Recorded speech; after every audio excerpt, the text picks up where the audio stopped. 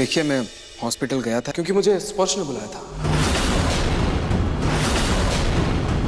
उसने मुझे बोला कि उसके हाथ में बहुत दर्द है, वो ड्राइव नहीं कर सकता। आप प्लीज हॉस्पिटल आ जाइए और मुझे पिक कर लीजिए।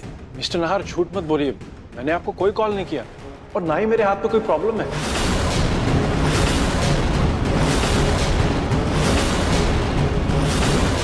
लेकिन इंस्पेक्टर, नाहर का हॉस्पिटल में होना इत्तेफाक भी तो हो सकता है ना, उसकी वजह से आप उसे अरेस्ट तो नहीं कर सकते। देखिए मिस्टर, हमारे देश का जो कानून है ना, इत्तेफाक से नहीं चलता, सबूतों से चलता है। और मेरे पास ढेर सारे सबूत हैं।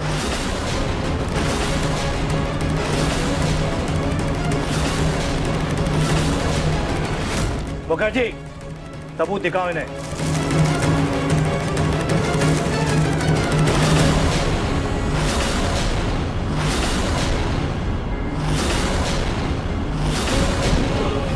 हाँ तो मिस्टर नाहर, इस वॉलेट को पहचानते हैं? इंस्पेक्टर, ये मेरा वॉलेट है, लेकिन ये आपके पास कैसे?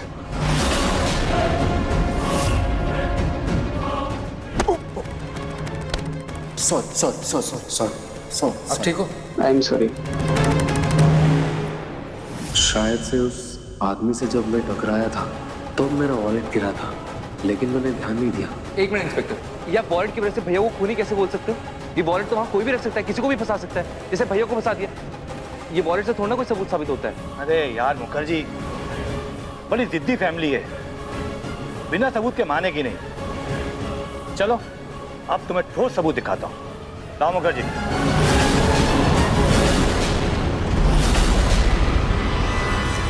ये देखिए,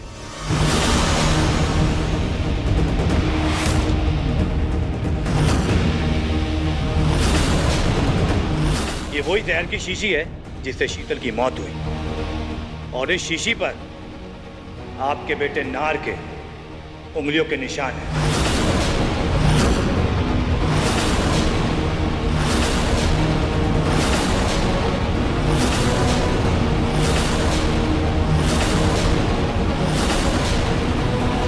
और ये है फिंगरप्रिंट की रिपोर्ट, देखिए।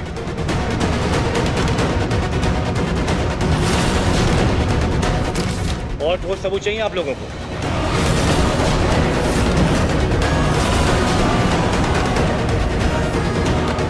मुखर्जी, हथकड़ी दीजिए।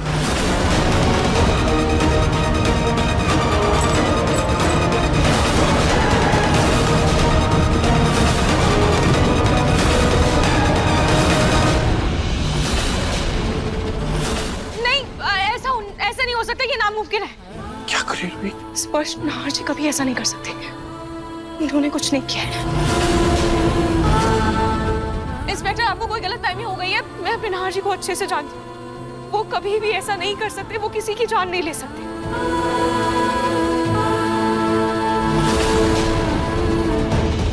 और जहां तक बात इन फिंगरप्रिंट्स की है, तो ये शीशी मेरे पास थी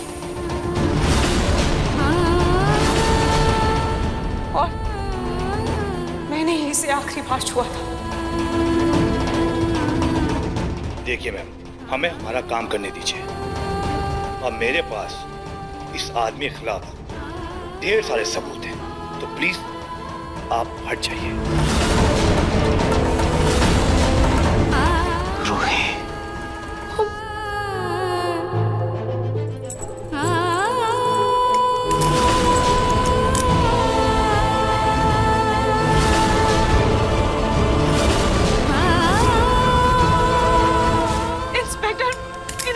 नहीं किया है। आप प्लीज इन्हें हथकड़ी मत लगाइए।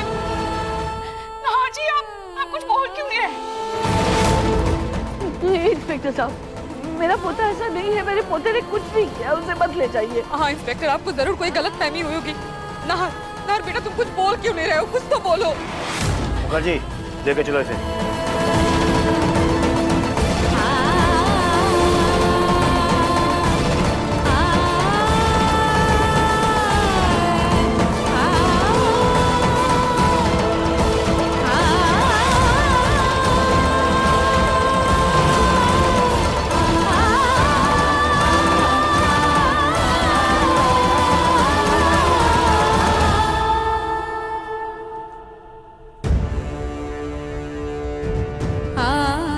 थैंक गॉड रूही पे इल्जाम नहीं आया।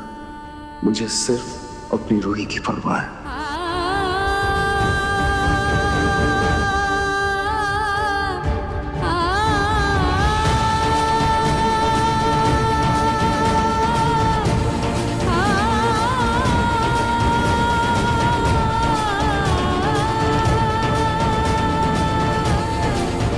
अरे कोई तो रोको, अरे मत ले जाने दो उसे रोको ना। जल्दी दे रोको, कुछ करो ना, ने कुछ नहीं किया है। शांत हो जाइए। वकील को फोन कर, बड़े से बड़े वकील को फोन कर। मैं करता हूँ अभी। अभी तो ठीक है ना। सुन, तू टेंशन मत ले, हम नाहर जीजू को कुछ नहीं होने देंगे, ठीक है? तू टेंशन मत ले, तू फिक्र मत कर।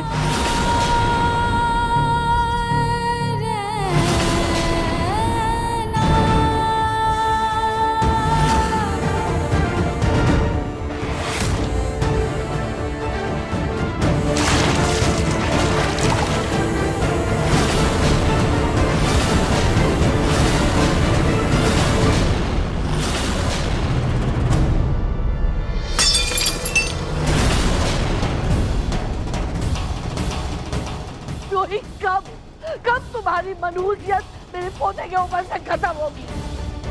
अरे उसकी जिंदगी बर्बाद करके रख दी है तुमने। तुम चली गई थी ना यहाँ से, तुम वापस क्यों आई? क्यों आई तुम वापस? रूही, तुमने आज एक बार फिर जता दिया कि मेरी जो नफरत है ना तुम्हारे लिए वो गलत नहीं है, सही है मेरी नफरत। और फिर इस घर में तुम्हारी वजह से खुशी की जगह मातम छा गया। अरे कहा तो मेरा नाहर दूल्हा बनने वाला था, इस घर में बहू आने वाली थी, लेकिन जब तुम्हारी वजह से तुम इस घर में डोली की बजाय अर्थी ले आई। ऊपर से नाहर पर ही उसका इल्जाम डाल दिया और उसे जेल भेज दिया तुमने। अरे कब तुम्हारे मनहूसियत हमारे परिवार के ऊपर से हटेगी? कब? दादी, मैंने कुछ भी नहीं किया है। मैंने शीतल के साथ कुछ नहीं किया, मैंने यकीन कीजिए। और मुझे नहीं पता कि नाहर जी के खिलाफ। खबरदार अगर अपनी काली जुबान से मेरे नाहर का नाम लिया तो। अब तो ना मुझे तुम्हारी शक्ल भी बर्दाश्त नहीं होती। बस आप प्लीज रूही को ब्लेम करना बंद कीजिए। और फिलहाल जरूरी ये है कि हम मिस्टर नाहर के लिए एक अच्छा लॉयर अरेंज करें। बहुत देख लेंगे, पर तुम दोनों अभी के अभी इस घर से निकलो, दफा हो जाओ। और हाँ, अपनी इस होने वाली बीवी का है ना दुपट्टा पकड़ के रखना अच्छे से, ताकि वो वापस यहाँ ना आए और इसकी मनहूस शक्ल मुझे देखनी ना पड़े दोबारा। चलो रूही, अब मैं और बेइज्जती बर्दाश्त नहीं कर सकता, ना मेरी और ना ही तुम्हारी। चलो। नहीं स्पर्श, प्लीज देखो, दादी ने जो कुछ भी कहा वो गुस्से ना कर कहा है। तुम प्लीज ऐसे रूही को मत ले जाओ। और अभी नाहर जीजू जेल के अंदर गए, वो अरेस्ट हुए हैं। तुम ऐसे कैसे रूही को लेके जा सकते हो? क्यों नहीं ले जा सकता? ये मेरी होने वाली बीवी है, और जहाँ उसकी इज्जत नहीं होगी, उस पर बेबुनियाद इल्जाम लगाए जाएंगे, उसके लिए वहाँ कोई जगह नहीं। प्लीज स्पर्श, प्लीज रूही बोलना, स्पर्श प्लीज ना।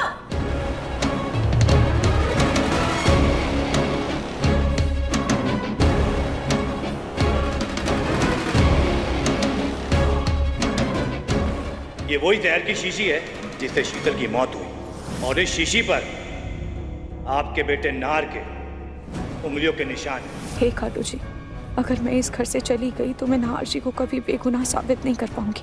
मुझे यहीं रहना है।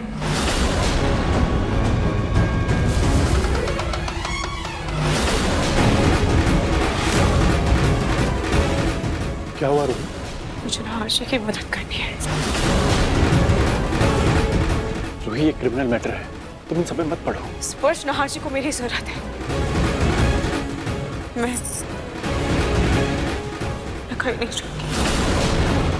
पागल मत बनो रूही, जो कुछ भी हुआ है उसमें मिस्टर नाहर की गलती है। उनकी कोई गलती नहीं है। नाहर जी ने कुछ नहीं किया। लेकिन पुलिस को सारे सबूत मिले हैं। मुझे उससे कोई फर्क नहीं पड़ता। जानती हूँ कि नाहर जी ने कुछ नहीं किया है, और अगर पूरी दुनिया भी उनके खिलाफ हो जाए तब भी मैं उनके साथ खड़ी रहूंगी, क्योंकि मुझे पता है वो बेकसूर है, उन्होंने कुछ नहीं किया है। स्पर्श देखो, तुम प्लीज यहाँ से चले जाओ। मैं तब तक नहीं आऊंगी जब तक मैं सच का पता नहीं लगा लेती।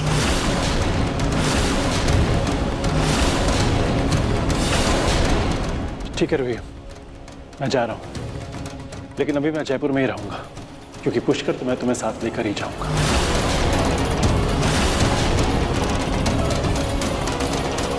पापा अभी कोई भी वकील फोन नहीं उठा रहा।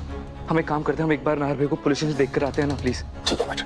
पापा जी मैं भी आपके साथ चलूंगी प्लीज। हाँ बेटा। रूही, अब जब तुम जा ही रही हो ना, लौट कर वापस कभी मत आना। वाह, आज चाहे हालात जैसे भी हो, लेकिन रूही इस घर की बहू रह चुकी है और हम सब जानते हैं कि रूही नाहर का कभी भी बुरा नहीं चाह सकते। इसलिए जब तक वो चाहे, और रूही बेटा तो जब तक तुम चाहो इस घर में रह सकती हो। पापा जी अब रूही मैं भी तुम्हारे साथ चलूंगी। मुन्नी वैसे भी सो रही है, वो 2-3 घंटे तक नहीं उठेगी। और मम्मी जी प्लीज आप संभाल लीजिएगा ना मुन्नी को प्लीज। हाँ मैं संभालूंगी, तुम जाओ।